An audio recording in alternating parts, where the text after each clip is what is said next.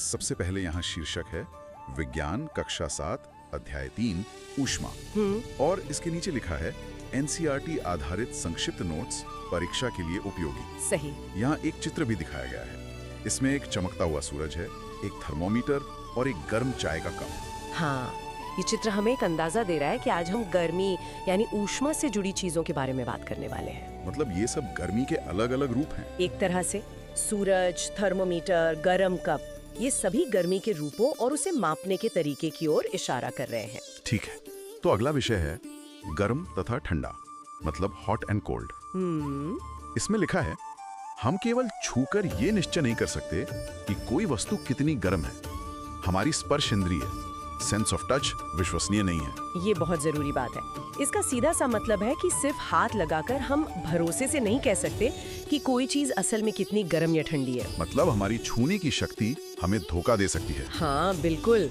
और इसको समझाने के लिए यहाँ एक चित्र भी है। हाँ, इस चित्र में 3 बर्तन दिखाए गए हैं।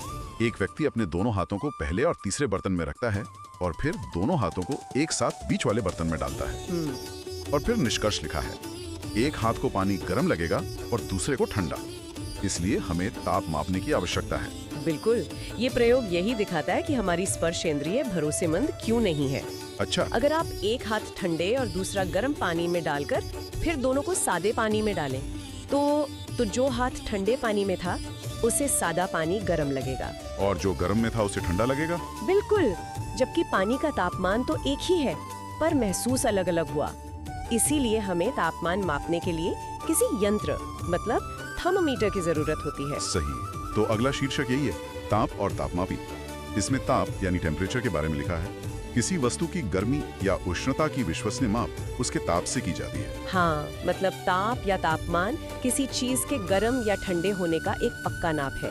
ये हमें बताता है कि कोई वस्तु असल में कितनी गर्म है। ठीक है, और फिर तापमापी के 2 प्रकार बताए गए हैं। पहला है डॉक्टरी थर्मामीटर, शरीर का ताप मापने के लिए, और इसके साथ एक डॉक्टरी थर्मामीटर का चित्र भी है। और दूसरा है प्रयोगशाला थर्मामीटर, अन्य वस्तुओं का ताप मापने के लिए, और इसके साथ एक प्रयोगशाला थर्मामीटर का चित्र बना है। इसका मतलब ये हुआ कि तापमान मापने के लिए 2 मुख्य तरह के थर्मोमीटर होते हैं। एक जो डॉक्टर हमारे शरीर का बुखार नापने के लिए इस्तेमाल करते हैं, और दूसरा जो लैब में पानी या किसी और चीज का तापमान मापने के लिए इस्तेमाल होता है। बिल्कुल सही। चलिए अब डॉक्टरी थर्मोमीटर को थोड़ा विस्तार से समझते हैं। शीर्षक है डॉक्टरी थर्मोमीटर, क्लिनिकल थर्मोमीटर। इसकी संरचना बताई गई है, लंबी, बारीक और एक समान व्यास वाली कांच की नली। ठीक है। इसके बल्ब के बारे में लिखा है, इसमें पारा मर्क्यूरी भरा होता है, और स्केल है सेल्सियस स्केल, डिग्री सेल्सियस। हाँ, डॉक्टरी थर्मोमीटर की बनावट ऐसी ही होती है।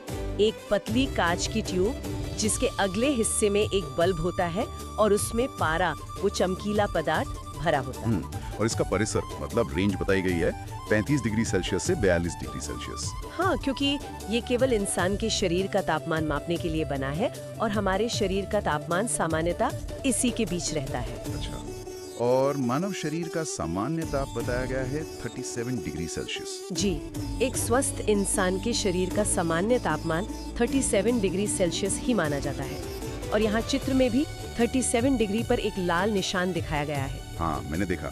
अब अगला विषय है थर्मोमीटर उपयोग करने की सावधानियां। ये बहुत जरूरी है। पहला पॉइंट है धोना, उपयोग से पहले और बाद में धोएं, रोगाणुरोधक घोल से। मतलब एंटीसेप्टिक लिक्विड से साफ करें ताकि कीटाणु ना फैलें। फिर है झटकना, उपयोग से पहले पारा 35 डिग्री सेल्सियस से नीचे हो। हाँ, ये भी जरूरी है ताकि सही रीडिंग आए। फिर पढ़ने का तरीका, पारे का तल दृष्टि रेखा यानी आई लेवल की सीध में रखें। मतलब अपनी आंखों के ठीक सामने रखकर पढ़ें, ऊपर या नीचे से नहीं। और पकड़ने के बारे में लिखा है, पढ़ते समय बल्ब से नहीं पकड़ना चाहिए। क्यों? क्योंकि अगर आप बल्ब से पकड़ेंगे तो आपके हाथ की गर्मी से पारा चढ़ सकता है और रीडिंग गलत हो जाएगी। अच्छा। और आखिरी सावधानी है, कांच का बना है, टकराने पर टूट सकता है। सही है। हाँ, सही तरीका दिखाया गया है। अब आते हैं दूसरे थर्मोमीटर पर, प्रयोगशाला तापमापी, लेबोरेटरी थर्मोमीटर। इसका उपयोग बताया गया है वस्तुओं जैसे पानी, रसायन का ताप मापने के लिए, मानव शरीर नहीं। बिल्कुल, ये थर्मामीटर लैब में चीजों का तापमान मापने के काम आता है। इससे शरीर का तापमान नहीं मापा जाता। और इसका परिसर मतलब रेंज है -10 डिग्री सेल्सियस से 110 डिग्री सेल्सियस। ये तो बहुत ज्यादा है। हाँ, इसकी रेंज डॉक्टरी थर्मोमीटर से बहुत ज्यादा होती है। ये -10 डिग्री की ठंड से लेकर 110 डिग्री की गर्मी तक माप सकता है, मतलब उबलते पानी से भी ज्यादा। ठीक है, अब प्रयोगशाला तापमापी उपयोग के नियम। इसके भी कुछ नियम हैं। पहला है, इसे ऊर्ध्वाधर सीधा रखना चाहिए, तिरछा नहीं। हाँ, इसे हमेशा सीधा खड़ा रखना चाहिए। दूसरा, बल्ब द्रव में पूरी तरह डूबा होना चाहिए। सही है, तभी वो द्रव का सही तापमान बताएगा। और तीसरा, बल्ब बर्तन की तली या दीवारों को नहीं छूना चाहिए। ऐसा क्यों? क्योंकि अगर बल्ब बर्तन को छुएगा तो वो बर्तन का तापमान बताने लगेगा, तरल का नहीं। ओह, समझ गया। और यहाँ एक बहुत जरूरी बात लिखी है, IMP करके। क्या? ताप तभी नोट करें जब थर्मामीटर द्रव के अंदर हो। बिल्कुल, ये सबसे जरूरी बात है। क्योंकि बाहर निकालने पर तो हवा के संपर्क में आकर तापमान तुरंत बदल जाएगा। हाँ, यहाँ चित्र में भी एक बीकर में रखे पानी में थर्मामीटर को सीधा डालकर तापमान मापते हुए दिखाया गया है। अगला टॉपिक है विभंग, किंग। यह पारे के तल को अपने आप नीचे गिरने से रोकता है, सिर्फ डॉक्टरी थर्मामीटर में। हाँ, ये डॉक्टरी थर्मामीटर में बल्ब के पास एक छोटा सा मोड़ होता है, जिसे विभंग या किंक कहते हैं। तो इसका काम ये है कि जब हम थर्मामीटर मुंह से बाहर निकालते हैं तो पारा तुरंत नीचे न गिरे। बिल्कुल, ताकि हम आराम से रीडिंग देख सकें। ये सिर्फ डॉक्टरी थर्मामीटर में ही होता है। अच्छा, अब सुरक्षा की बात। एक चेतावनी है, पारा विषाक्त है, टूटने पर खतरा होता है। हाँ, पारा एक जहरीला पदार्थ है। अगर थर्मामीटर टूट जाए तो ये खतरनाक हो सकता है। तो इसका समाधान क्या है? समाधान है, अंकीय तापमापी का प्रयोग करें। हाँ, नीचे एक डिजिटल थर्मामीटर का चित्र भी दिखाया गया है। ये ज्यादा सुरक्षित है। बिल्कुल, इनमें पारा नहीं होता। चलिए, अब एक नए और बड़े विषय पर आते हैं, ऊष्मा का स्थानांतरण। इसका नियम है, ऊष्मा सदैव गर्म वस्तु से ठंडी वस्तु की ओर प्रवाहित होती है। हमेशा, ये प्रकृति का नियम है। गर्मी हमेशा ज्यादा गर्म जगह से कम गर्म जगह की तरफ ही जाती है। यहाँ एक बहुत अच्छा चित्र है। इसमें एक बर्तन को बर्नर पर गर्म किया जा रहा है और ऊष्मा के तीनों तरीके दिखाए गए हैं। हाँ, इसमें विकिरण, चालन और संवहन तीनों को एक साथ दिखाया गया है। जैसे विकिरण में आग की गर्मी बिना माध्यम के बर्तन तक पहुंच रही है। सही। चालन में बर्तन का हैंडल गर्म हो रहा है, ये ठोस में होता है। और संवहन?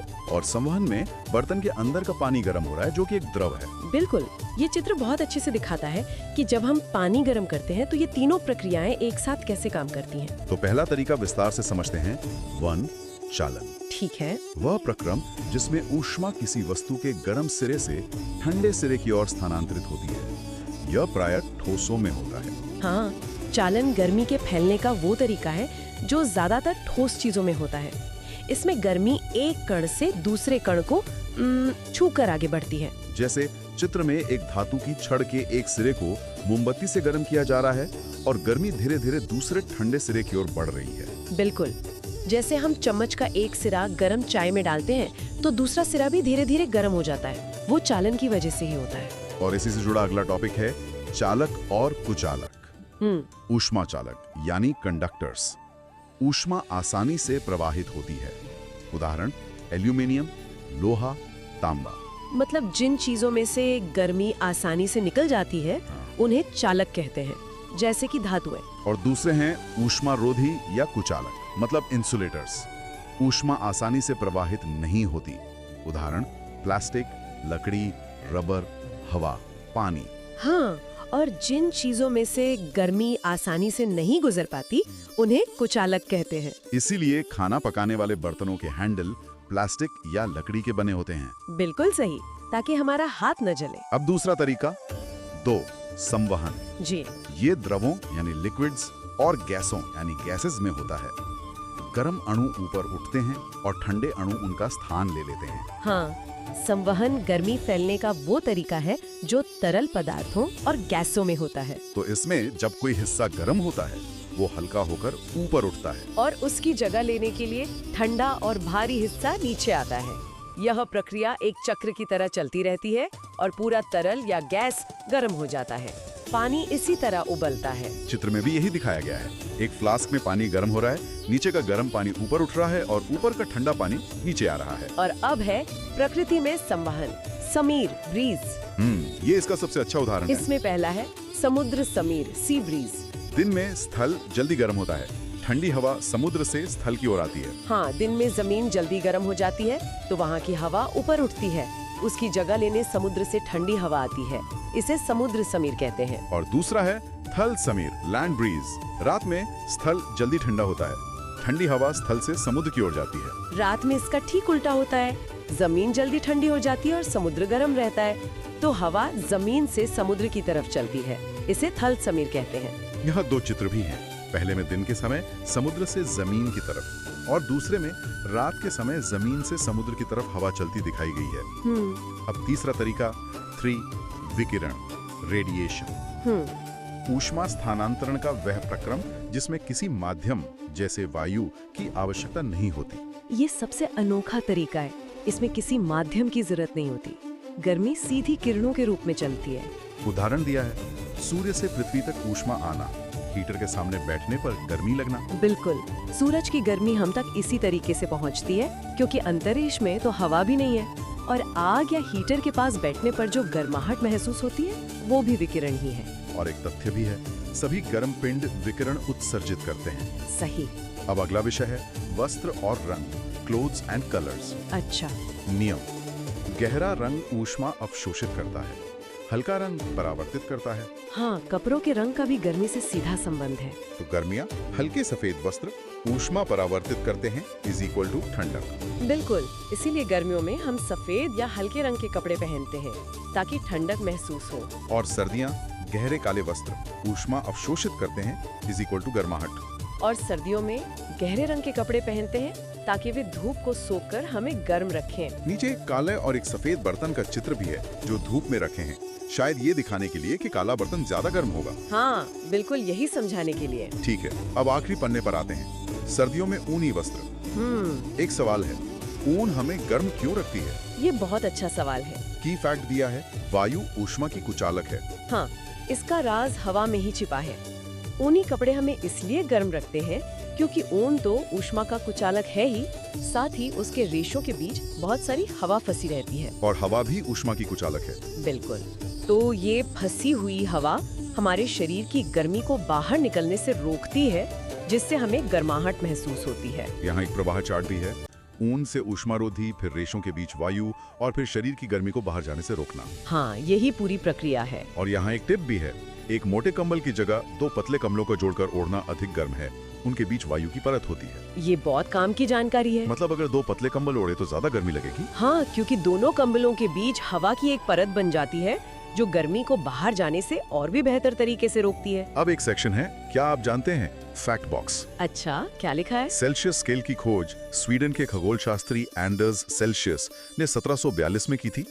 शुरुआत में उन्होंने उबलते पानी का ताप 0 डिग्री सेल्सियस और जमने का ताप 100 डिग्री सेल्सियस रखा था। बाद में इसे उलट दिया गया। अरे वाह, ये तो बड़ा रोचक तथ्य है। मतलब शुरू में ये स्केल उल्टा था। बाद में इसे ठीक करके वैसा बनाया गया जैसा हम आज जानते हैं। 0 डिग्री पर जमना और 100 डिग्री पर उबलना। बहुत दिलचस्प। और अध्याय के अंत में प्रमुख शब्द कीवर्ड्स दिए गए हैं। सेल्सियस स्केल, चालन, संवहन, विकिरण, कुचालक और तापमापी। बिल्कुल, ये इस अध्याय के सबसे महत्वपूर्ण शब्द है। सेल्सियस स्केल तापमान की इकाई है। चालन, संवहन, विकिरण ऊष्मा के जाने के तरीके हैं। कुचालक वो है जिनसे ऊष्मा नहीं गुजरती। और तापमापी तापमान मापने का यंत्र है। तो ये थी हमारी आज की चर्चा कक्षा 7 के विज्ञान अध्याय ऊष्मा पर।